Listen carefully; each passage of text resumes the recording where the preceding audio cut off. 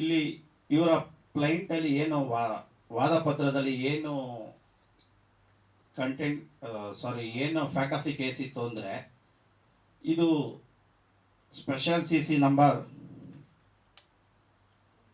131/2024 ಏನು ರೇಣುಕಾಸ್ವಾಮಿ ಅವರ ಹತ್ಯೆ ಆಗಿರುತ್ತೆ, ಆ ಪ್ರಕರಣ ತಗೊಂಡು ನಾವು ಸಿನಿಮಾ ಮಾಡಿದ್ದೇವೆ.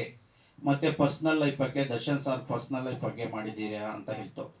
ನಮ್ಮ ನಿಲುವಿತ್ತು, ನಾವು ಮೊದಲೇ ಹೇಳಿದ ಹಾಗೆ ಯಾವುದೇ ಕಾರಣಕ್ಕೂ ನಾವು ಆ ಪ್ರಕರಣ ತಗೊಂಡೇ ಸಿನಿಮಾ ಮಾಡಿಲ್ಲ.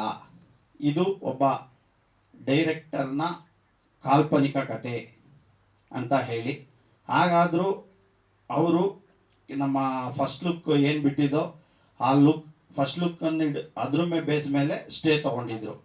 ನಂತರ ನಾವು ಕೋರ್ಟ್ಗೆ ಮನವರಿಕೆ ಮಾಡಿಕೊಟ್ಟು ಇದು ಆ ಸಿನಿಮಾ ಅಲ್ಲ, ನಮ್ಮ ಏನು ಫ್ರೀಡಮ್ ಆಫ್ ಸ್ಪೀಚ್ ಇದೆ ಒಬ್ಬ ನಿರ್ದೇಶಕನಿಗೆ, ಸೊ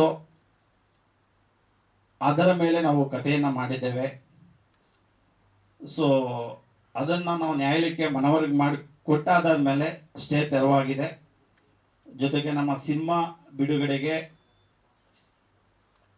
ನ್ಯಾಯಾಲಯ ಅನುಮತಿ ಕೊಟ್ಟೈತೆ.